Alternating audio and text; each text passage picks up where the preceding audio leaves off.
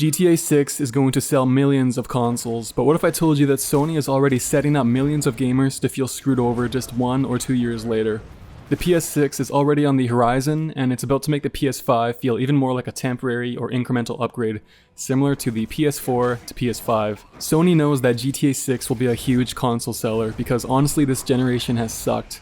Last year there was a bunch of articles posted, and I'm sure the numbers are still very similar, how 50% of players are still on PS4 and PS5, so the player base is totally split. If 50% of players are still on PS4 today, can you imagine the fragmentation when the PS6 drops?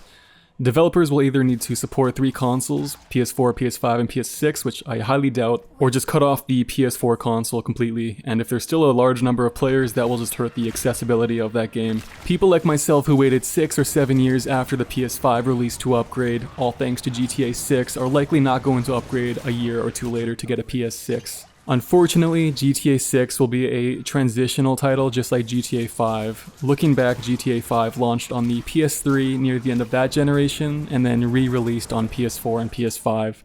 And as much as players don't want to repeat this process, we're probably going to end up having to buy this game 2 or 3 times across generations.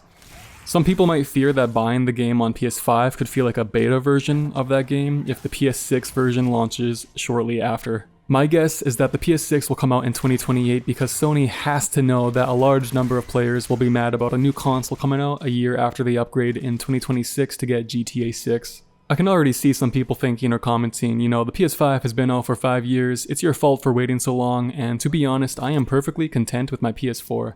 I have a large catalog and backlog of original games I can play, in which case a lot of these games are cross-gen or remastered on the PS5 anyways, so I don't really have that incentive to upgrade.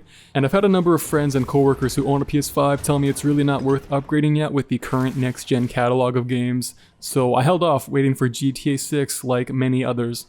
Now, if Microsoft came out with their next generation console before GTA 6 comes out and before Sony, then I would 100% switch from PlayStation to Xbox, because then I wouldn't feel like my console is obsolete in a year or 2.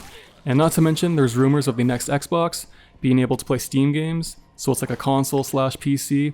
So honestly, Microsoft has the opportunity to win this next generation.